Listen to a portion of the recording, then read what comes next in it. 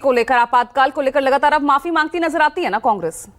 पूजा जी चलिए मैं वापस लौट रही हूँ, मैं वापस एक बार आपके पास लौट रही इसी सवाल के साथ। इस बीच राजीव, आपका ऑडियो ठीक हो गया है, तो आपसे वही सवाल। राजीव, आप कल लोकसभा में जो 2 दिन ये चर्चा हुई और कल खास तौर से जब प्रधानमंत्री राहुल गांधी के सवालों का, विपक्ष के तमाम सवालों का जवाब देते नजर आए, उनके जो 55 साल के जो शासन को, फ्रॉम नेहरू टू राजीव गांधी, जिस तरह से उन्होंने कहा कि कांग्रेस लगातार संविधान का शिकार करती रही है, आप किस तरह से देख रहे हैं इसे?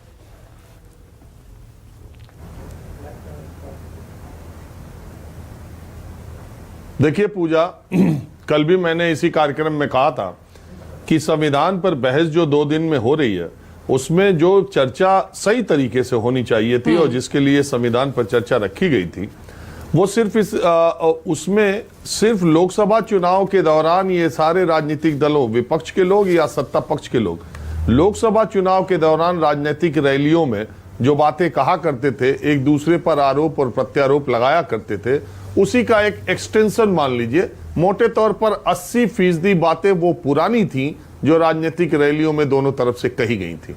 नई बात कि 75 साल या 77 साल हमारे संविधान को, जो आजादी के बाद या संविधान 50 में लागू हुआ, उसके बाद हम आज जिस मुहाने पर पहुंचे, समाज देश जहां तक पहुंचा है, अब हमें संविधान के किन प्रावधानों में चेंज करना चाहिए, संविधान में किन बातों पर ज्यादा जोर देना चाहिए, किन ऐसे अनुच्छेद या ऐसे संविधान में जो बातें कही गई हैं उनका अगर अनुपालन ठीक से नहीं हो रहा है, कहां हम कमजोर पड़ गए, कहां हम ताकतवर बने, कहां हमें परिवर्तन करना चाहिए, विपक्ष और सत्ता पक्ष को उस पर, संविधान की उन चीजों पर जिसको बाबा साहब अंबेडकर से लेकर संविधान निर्माता या संविधान सभा की बहस में यह कहा गया कि आने वाली सरकारें, आने वाली जो लोग, राजनीतिक दल आने वाले समय काल परिस्थितियों के हिसाब से इसमें परिवर्तन कर सकते हैं और इसीलिए संविधान संशोधन की व्यवस्था दी गई। मुझे लगता है कि ये पूरी की पूरी जो 2 दिन की चर्चा उसमें विफल साबित हुई। ये आरोप और प्रत्यारोप से आगे नहीं बढ़ पड़ी।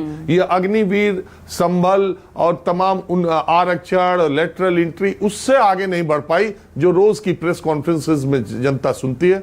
प्रधानमंत्री का भाषण भी उससे आगे, मैं कहता हूं, नहीं बढ़ पाया। देखिए मूल बात क्या है, आज कहते हैं ना कि मन, वचन और कर्म, अगर तीनों में समानता हो और साम्यता हो तो व्यक्ति को संपूर्ण माना जाता है। मैं मानता हूं कि मन, वचन और कर्म अगर तीनों 3 तरह के हो तो आपको अच्छे और बड़े नेता बनने की ज्यादा संभावना दिखाई देती है।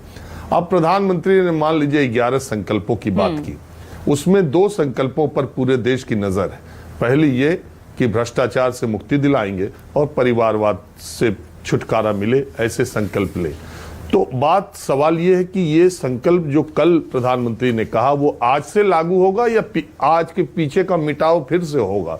अभी पीछे जो हुआ उसको मिटा दिया जाए और इसके मतलब आज से वो संकल्प शुरू होगा। क्या आज से ये तय है कि भारतीय जनता पार्टी भ्रष्टाचार के आरोपों में घिरे लोगों को इस विधानसभा चुनाव, खासकर दिल्ली में और इसके बाद बिहार में, उनको चुनाव में टिकट नहीं देगी? क्या ये तय है कि दिल्ली की 70 विधानसभा सीटों में किसी भी नेता के बेटे बेटी को टिकट नहीं मिलेगा बीजेपी से? या बिहार में जो चुनाव 1 साल के भीतर होने हैं वहां चुनाव, क्या माना जाए? इसको माना जाए संकल्प अब से है या पीछे से है? अगर पीछे से है तो अभी 10 दिन भी ना हुए, भ्रष्टाचार के आरोप, मैं या आप या किसी मीडिया संस्थान या किसी पत्रकार की बात छोड़ दीजिए, सबसे ज्यादा अगर प्रधानमंत्री ने खुद, और वो बयान आप जब चाहें हम अपनी लाइब्रेरी से दिखा सकते हैं, 70,000 करोड़ के आरोपी नेशनलिस्ट करप्ट पार्टी, ये किसने कहा?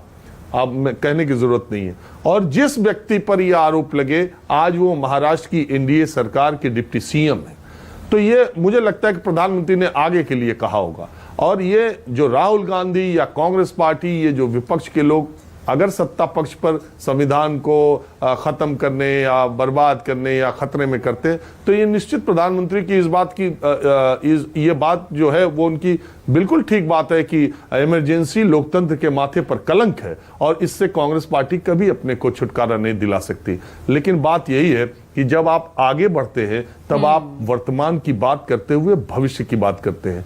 जब आप वर्तमान के बारे में कुछ नहीं बता पाते तब आप अतीत का चर्चा ज्यादा करते हैं, या अतीत का गुणगान, या अतीत की बुराइयां आप ज्यादा करते हैं, जब आपके पास वर्तमान में बताने के लिए कम होता है। ये एक किस्सा और कहावत के तौर पे माना जाता है। जैसे मैं कह दूं कि मेरे दादा 52 बीघा पुदीना बोते थे और आज मेरे पास कुछ भी ना हो, और मैं पुरानी बातों को अपने दादा के, और आज अगर मैं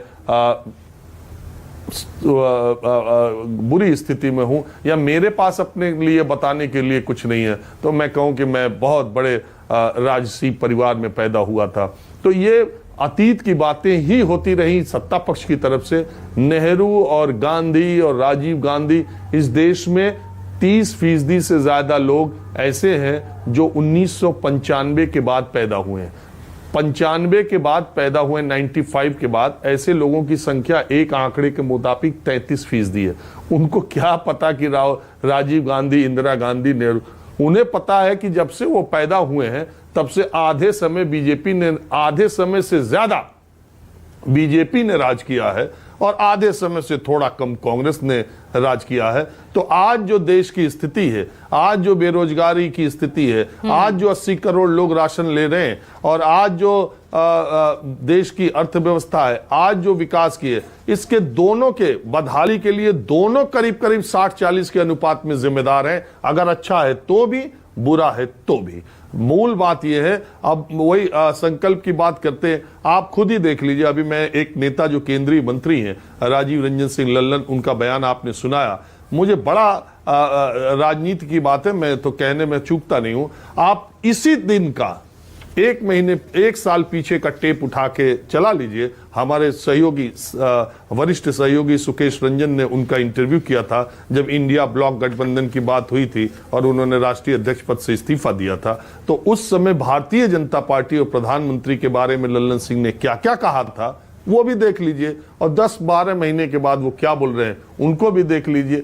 तो बात यही है, सत्ता पक्ष और विपक्ष में यही बात है। ये ठीक बात है कि देश में ज्यादातर भारतीय जनता पार्टी को छोड़कर ज्यादातर जो राजनीतिक दल है उनके जो हाथ में कमान है वो परिवारों में इर्द गिर्द है। लेकिन बात यह है कि भारतीय जनता पार्टी के पास एक आइडियोलॉजिकल फैमिली है जिसको संघ परिवार करते हैं, दूसरी पार्टियों के पास बायोलॉजिकल फैमिली है, और उसी हिसाब से ये देश चल रहा है। और आरोप प्रत्यारोप में संसद के ये 2 दिन भी गए, सोमवार से राज्यसभा में होगी। आप देखिएगा आरोप प्रत्यारोप के ही इर्द गिर्द चलेगा। वहां भी नेहरू, इंदिरा और राजीव गांधी का जिक्र आएगा, और फिर वर्तमान सरकार पर विपक्ष संविधान को किनारे करने की बात कहेगी। और मूल बात यह भी है कि जनता को भी पता है कि संसद का सत्र चल रहा है, तो नेताओं को इसी तरह की बात भी करनी है। संविधान में बहुत सारे प्रावधान हैं जो संविधान के जानकार हैं, जो मानते हैं कि सत्ता पक्ष और विपक्ष को बैठ करके अब समय के काल परिस्थितियों के अनुसार उन पर संशोधन की बात, उनको निकालने या नई चीजों को जोड़ने का समय आ गया है। लेकिन उस पर कोई चर्चा 2 दिन में नहीं हो। उम्मीद है शायद राज्यसभा वरिष्ठ सदन, ऊपरी सदन कहा जाता है, शायद वहां इस तरह की चर्चा हो। तो आरोप प्रत्यारोप में ही गुजरा है ना सिंह जी।